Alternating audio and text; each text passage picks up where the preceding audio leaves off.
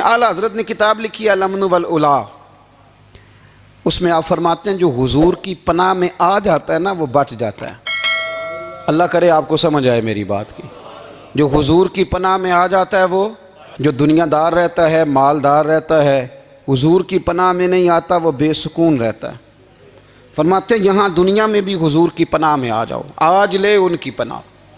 اور آج دلیل آپ نے ابن ماجہ کی حدیث لکھی ہے، حضرت تمیم داری حدیث کے راوی ہیں، اعلیٰ حضرت نے لکھی ہے، فرماتے ہیں جو حضور کی پناہ میں آیا بچ گیا۔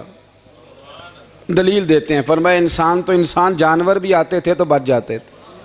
حضرت تمیم داری رضی اللہ تعالیٰ عنہ فرماتے ہیں کہ ہم کھڑے تھے، ایک اونٹ دوڑتا ہوا آیا، نبی کریم صلی اللہ علیہ وسلم کے پہلے اس نے قدموں پہ سجدے کیے۔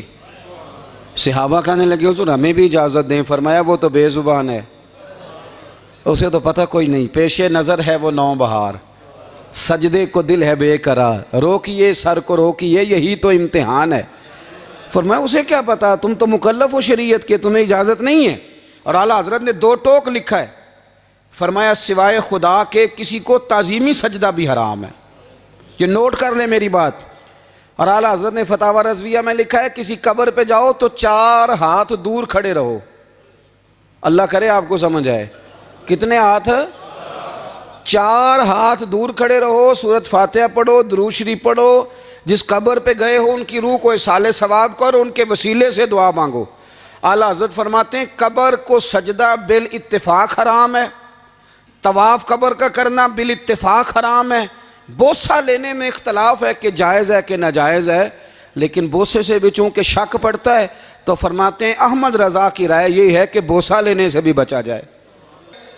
وہ آ گیا تو اس سے اگلی باتیں کرتا ہے، بس خاموش رہ، باادب رہ اور پیچھے رہ۔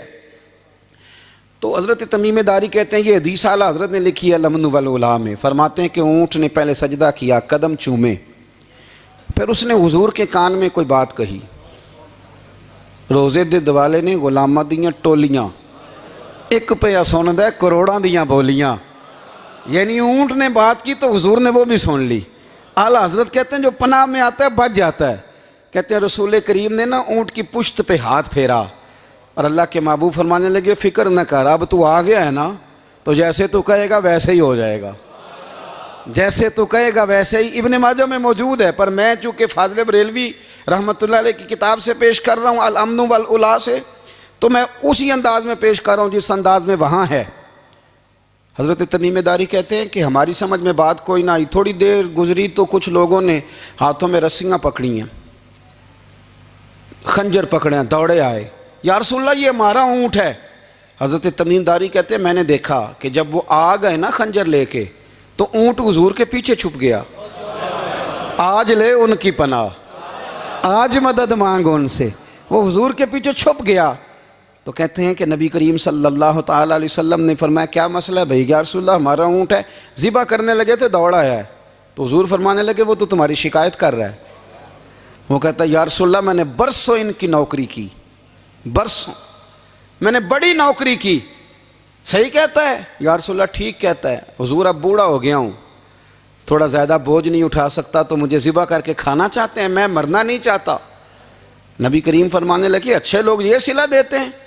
انہوں نے کہا عرض کی حضور آپ حکم کر دیں، ہم اس کو چھوڑ دیتے ہیں یا رسول اللہ، نہیں ذبح کریں گے، خدمت کریں گے۔ حضور فرمانے لگے نہیں، اب میرے پاس آیا ہے نا، اب میں نے واپس نہیں کرنا، آج ہو گیا ہے، آج لے ان کی پناہ، آج مدد مانگ ان سے، آج ہو گیا یا رسول اللہ پھر رکھ لیں۔ حضور نے فرمایا نہیں بھائی پیسے بتاؤ کتنے؟ یا رسول اللہ نہیں کچھ نہیں۔ نبی کریم علیہ السلام نے فرمایا نہیں بتاؤ کتنے، بتاؤ کتنے؟ انہوں نے کہا حضور ایک دفعہ ریٹ لگایا تھا تو 100 دینار لگا تھا، حضور نے فرمایا بلال دے دو 100 دینار، 100 دینار دے دیا۔ اعلیٰ حضرت فرماتے ہیں دیکھو ان کی پناہ میں آنے کی برکتیں کتنی ہیں۔ ان سے کہا تم جاؤ، وہ چلے گئے، حضور نے پشت پہ ہاتھ پھیرا، فرمایا جا تو آزاد ہے۔ حضرت تمیم داری کہتے ہیں وہ پہلے گیا پھر پلٹ کے آیا، اس نے نبی پاک کے کان میں کو بات کی، کئی باتیں کی، پر میں ایک بات کرتا ہوں، کئی باتیں کی، ایک بات کی تو حضور رو پڑے، اونٹ چلا گیا، ہم نے عرض کی حضور یہ کیا کہہ گیا ہے؟ تو محبوب فرمانے لگے یہ کہہ گیا یا رسول اللہ جس طرح آپ نے مجھے چھری سے بچایا ہے، میں دعا کرتا ہوں اللہ آپ کی امت کو جہنم سے محفوظ فرمائے، اللہ جہنم سے بچائے آپ کی امت کو، اس طرح مجھے چھری سے آپ نے محفوظ کیا۔ اعلیٰ حضرت فرماتے ہیں کن چکروں میں پڑے ہوئے ہو، کن چکروں میں؟ پیسوں کی پناہ لیتے ہو، عہدوں کے پیچھے چھپتے ہو، دولت کے پیچھے چھپتے ہو، تعلقات کے پیچھے چھپتے ہو۔ فرمایا مصیبت آئے گی تو یہ سارے ہٹ جائیں گے، اگر پناہ لینی ہے تو مدینے والے محبوب کی پناہ لو، دروازہ رسول پہ آؤ، نبی کریم کی بارگاہ میں جھکو، حضور سے پیار کرو۔ اعلیٰ حضرت فرماتے ہیں محبوب کا ادب کرو، رسول اللہ کی غلامی کرو۔ فرماتے ہیں پھر کہ گلی گلی تباہ، ٹھوکریں سب کی کھائیں کیوں، دل کو جو عقل دے خدا تو تیری گلی سے جائے کیوں۔ اور فرمانے لگے جان ہے عشق مصطفیٰ، روز فزوں کرے خدا، جس کو ہو درد کا مزہ وہ ناز دوا اٹھائے کیوں، جس کو ہو درد کا مزہ وہ ناز دوا اٹھائے کیوں۔ انہوں نے محبوب کریم کی محبت کا پیغام دیا، صحابہ کی محبت کا، بولیے، صحابہ کی محبت کا پوری کتاب لکھی حضرت صدیق اکبر جناب عمر کے فضائل پر۔ اور مزے کی بات یہ ہے کہ اعلیٰ حضرت نے نا اردو شاعروں میں سے کسی کو توفیق نہیں ہوئی حضور کو شہنشاہ کہنے کی، اعلیٰ حضرت نے کہا میرے نبی شہنشاہ ہیں۔ دلیل کیا دی؟ فرمانے لگے پڑھو ترمذی، حضور نے فرمایا میرے دو وزیر زمینوں میں ہیں، دو آسمانوں میں۔ زمین کے دو وزیروں کے نام ابو بکر اور عمر ہیں، آسمان کے دو وزیر ہیں جبریل اور میکائیل۔ تو اعلیٰ حضرت کہنے لگے حضور وزیر تو کسی شہنشاہ کے ہی ہوتے ہیں، پھر کہہ لو نا شہنشاہ۔ تو پھر فرمانے لگے حاجیو آؤ شہنشاہ کا روضہ دیکھو، حاجیو آؤ شہنشاہ کا روضہ دیکھو، کعبہ تو دیکھ چکے اب کعبے کا بھی کعبہ دیکھو، کعبہ تو دیکھ چکے اب کعبے کا بھی، غور سے سن تو رضا کعبے سے بھی آتی ہے صدا، میری آنکھوں سے میرے پیارے کا روضہ دیکھو۔ اعلیٰ حضرت نے ساری زندگی اور صحابہ کرام کی بات کی، اہل بیت کی بات کی، اولیاء کی بات کی، صوفیاء کی بات کی، دفاع کیا سب کا، سب کے شانوں میں لکھا، امت کو بتلایا کہ اپنے بزرگوں سے جڑے رہو گے تو بچے رہو گے۔ اعلیٰ حضرت نے طنز کرنے سے، تنقید کرنے سے، بلا وجہ غلطیاں نکالنے سے اور ایک دوسرے پر لان تان کرنے سے ہمیں بچنے کو کہا۔ اعلیٰ حضرت فرماتے ہیں کوئی علم اگر آ جائے نا تو اس کا معنی یہ نہیں کہ سب کو جاہل سمجھ لینا چاہیے۔ سمجھ آ رہی ہے میری بات کی؟ ہم جس شعبے میں بھی ہوتے ہیں نا سامنے والے کو ان پڑھ ہی سمجھتے ہیں۔ مولویوں کے بارے میں بعض لوگوں کا خیال ہے کہ یہ پتہ نہیں کون سی مخلوق ہے، ان کو کیا پتہ دنیا داری کا۔ میں صحیح کہہ رہا ہوں۔ اسی طرح جو میرے شعبے سے تعلق رکھنے والے لوگ ہیں وہ کہتے ہیں شاید سارے تاجر 2 نمبر طریقے سے ہی مال کماتے ہیں۔ یہ ہو نہیں سکتا، ایسا ہو نہیں سکتا۔ ہمیں نا دوسروں کی اہمیت کی خبر رکھنی چاہیے، ہم ایک دوسرے سے پیار، ہم طنز کرتے ہیں، تنقید کرتے ہیں۔ فاضل بریلوی منع کرتے تھے، آپ فرماتے یہ طریقہ درست، ہم جب غلطیاں نکالنے پہ جاتے ہیں تو معاذ اللہ اتنا اوپر بن جاتے ہیں کہ معاذ اللہ ثم معاذ اللہ اللہ رسول تک پہنچ جاتے ہیں۔ اعلیٰ حضرت کے زمانے میں ایک شخص نے کہہ دیا نبی پاک کا خیال آئے تو نماز ٹوٹ جاتی ہے۔ عقل ہے نا جی، جہاں مرضی لے جاؤ۔ وہ کہنے لگا جی میں نے خالص اللہ کے لیے پڑھنی ہے نا فلسفہ عجیب، نبی پاک کا خیال آئے تو نماز۔ اعلیٰ حضرت فرمانے لگے تو بڑا ہی پاگل ہے، جب تو کہے گا السلام علیکہ ایھا النبی، خیال آئے گا کہ نہیں؟ فرمانے لگے تو بڑا ہی نادان ہے، جب تو کہے گا اللہم صلی علی محمد وعلی، خیال آیا کہ نہیں آیا؟ فرمانے لگے تو نبی پاک کی بات کرتا ہے، نماز میں تو ابا اماں کا بھی خیال آتا ہے، ربنا اغفر لی والی والدیہ۔ فرمانے لگے ربے کے خیال سے نہیں ٹوٹتی تو مدینے والے کے خیال سے کیسے ٹوٹ گئی؟ فرمانے لگے بڑا ہی بیوقوف ہے تو۔ اعلیٰ حضرت فرمانے لگے تو کہتا ہے حضور کا خیال آئے تو ٹوٹ جاتی ہے۔ فرمانے لگے جب تک حضور کا خیال آئے نہ نماز ہوتی نہیں، جب تک حضور کا خیال نہ آئے نماز ہوتی نہیں، سوال ہی نہیں پیدا ہوتا۔ لوگوں نے کہا جناب وہ کس طرح؟